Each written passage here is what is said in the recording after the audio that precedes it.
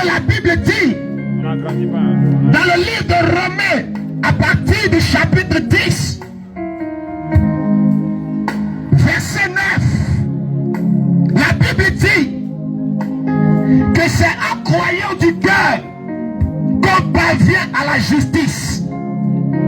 C'est en confessant de la bouche qu'on parvient au salut. Alléluia. Car quiconque invoquera le nom du Seigneur, il sera sauvé. Et Paul continue pour dire, comment invoquera-t-il quelqu'un en qui ils n'ont pas entendu parler?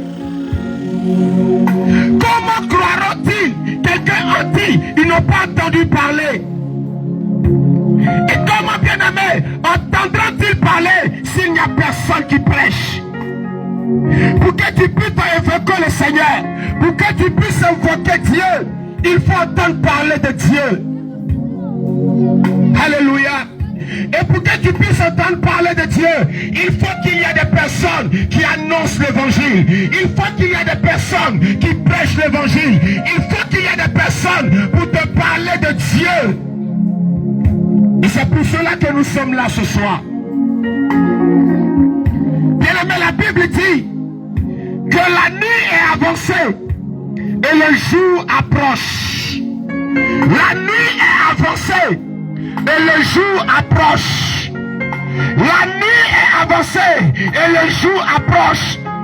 Dépouillez-vous donc des œuvres des ténèbres et revêtez des œuvres de la lumière. Bien-aimé, ce soir, peu importe là où tu te trouves, peu importe là où tu es, écoute ce soir la parole de Dieu qui vient jusqu'à toi. Écoute ce soir la parole de Dieu qui t'est annoncée, qui est la source de ton salut. La parole de Dieu par laquelle tu peux recevoir la vie éternelle. La parole de Dieu par laquelle tu peux recevoir le salut. C'est elle ce soir qui t'est annoncée. Écoute-moi.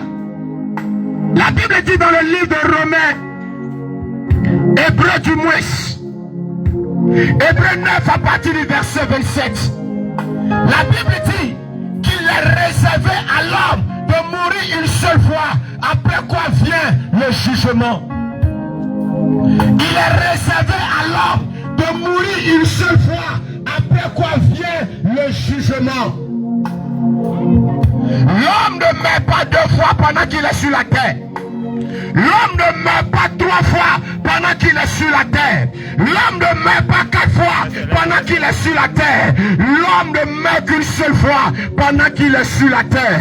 Bien-aimé, la Bible dit qu'il est réservé à l'homme de mourir une fois, après quoi vient le jugement. Alléluia. Et c'est pendant que tu es encore vivant sur cette terre qu'il est important de donner ta vie à Jésus. C'est pendant que tu es encore vivant sur cette terre qu'il est important de te réconcilier avec ton Créateur. C'est pendant qu'il est tu es encore vivant sur cette terre, il est important de faire la paix avec ton Dieu, celui-là qui t'a créé, celui-là qui t'a donné le souffle de vie, celui-là par qui tu vis, celui-là par qui tu respires. Il s'appelle l'Éternel Dieu. Alors ce soir, nous t'invitons à prendre conscience. Ce soir, nous t'interpellons à prendre conscience. Bien-aimé, il y a trois événements qui marquent la vie d'un homme sur la terre. Il y a trois événements, bien-aimé, capitaux dans la vie d'un homme sur la terre. L'événement premier qu'un homme connaît, c'est sa naissance. L'événement premier, c'est le jour de ta naissance. C'est le jour où tu viens au monde. C'est le jour, bien-aimé, où ta maman te met au monde. C'est l'événement premier de la vie d'un homme. L'événement deuxième de la vie d'un homme, bien-aimé, c'est ce jour où il se souvient de son jour de naissance qui est son anniversaire. Le jour de ton anniversaire, c'est là que tu te rappelles que c'est ce jour-là que tu es né. Et d'autres, bien-aimés, ils célèbrent le jour de leur anniversaire. D'autres, bien-aimés, ils célèbrent par le jour de leur anniversaire la reconnaissance à Dieu. Et le troisième troisième événement qui marque la vie d'un homme, c'est le jour de sa mort. C'est le jour là, bien-aimé, où il n'a plus de ce monde. C'est le jour là où il quitte cette terre. C'est ce jour là, bien-aimé, où, bien-aimé, le souffle que Dieu lui a donné quitte son corps. Voici les trois événements. Le premier événement, nos parents peuvent décider de faire un enfant. Nos parents peuvent projeter de faire un enfant. Alors, ayant décidé de faire un enfant, ça se trouve que le choix de Dieu s'est porté sur nous. Alors nous sommes venus dans le monde. Le deuxième événement, c'est le jour de ta naissance, comme je l'ai dit, le jour de ton anniversaire, où tu proclames fêter ton anniversaire. Et le troisième événement, c'est le seul événement que nul ne maîtrise pendant qu'il est sur la terre. C'est le seul événement que nul ne peut contrôler pendant qu'il est sur la terre. Le troisième événement, c'est l'événement qu'aucun homme sur cette terre ne peut maîtriser. Le troisième événement, bien aimé, c'est l'événement où tes relations ne peuvent maîtriser. C'est l'événement où ta renommée ne peut maîtriser. C'est l'événement où ton argent ne peut maîtriser. C'est l'événement où ton intelligence ne peut maîtriser. C'est l'événement où tes relations ne peuvent maîtriser. Où tes comptes en banque ne peuvent maîtriser. Où ton travail ne peut maîtriser. Le troisième événement, c'est le jour de ta mort. C'est le jour de ta mort.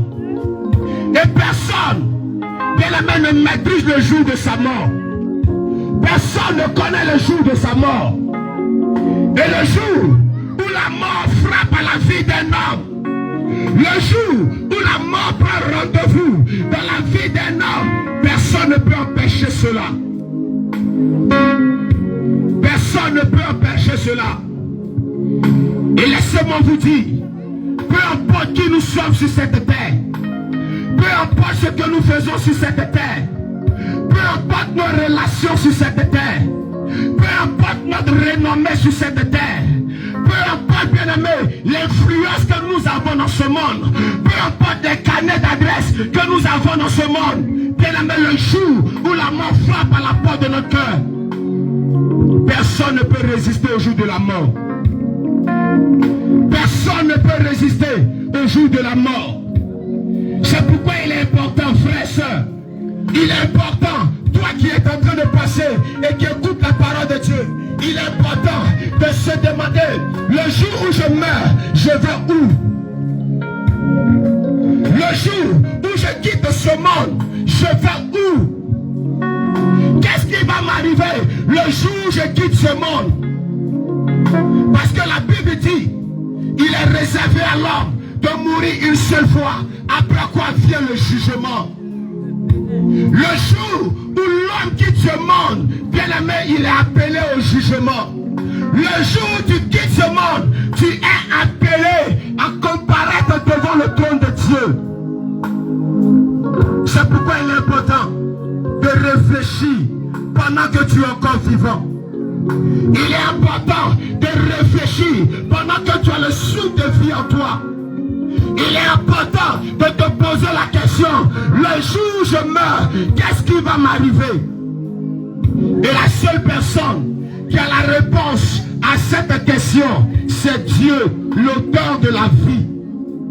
La seule personne qui a la réponse de ce qui arrive à un homme quand il quitte ce monde, c'est Dieu, l'auteur de la vie que tu as. Et c'est ce Dieu-là qui nous révèle dans sa parole que le jour où l'homme quitte ce monde, le jour où l'homme meurt, il va devant le Seigneur. Il va comparer devant le Seigneur.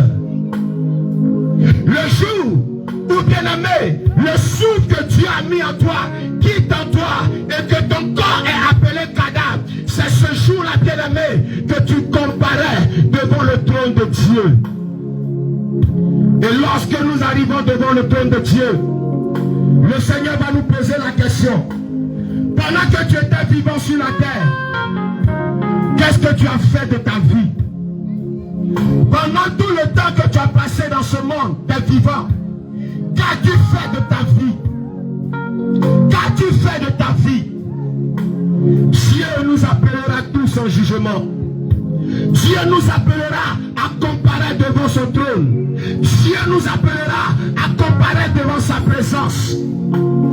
Mais pose-toi la question. Qu'est-ce que tu vas répondre à Dieu? Quelle est la réponse que tu donneras à ton Créateur quand tu vas comparer devant lui? Quelle est la réponse que tu vas donner à celui-là qui t'a donné le souffle de vie? C'est pourquoi ce soir, il est important de prendre conscience. Il est important de prendre conscience. Et pendant qu'il est encore temps, bien-aimé, tu puisses donner ta vie à Jésus. Tu puisses te réconcilier avec ton Créateur. Tu puisses te réconcilier avec celui-là qui est l'auteur de ta vie. La Bible dit, dans le livre de Romains 3, pardon, Jean 3, à partir du verset 36, la Bible dit, Jean 3, verset 36, la Bible dit que celui qui a le Fils, il a la vie. Mais celui qui n'a pas le Fils, il n'a pas la vie, et la colère de Dieu demeure sur lui. Celui qui a Jésus, il a la vie. Mais celui qui n'a pas Jésus, il n'a pas la vie, et la colère de Dieu demeure sur lui. Laisse-moi te dire que quand tu n'as pas Jésus, la colère de Dieu demeure sur toi.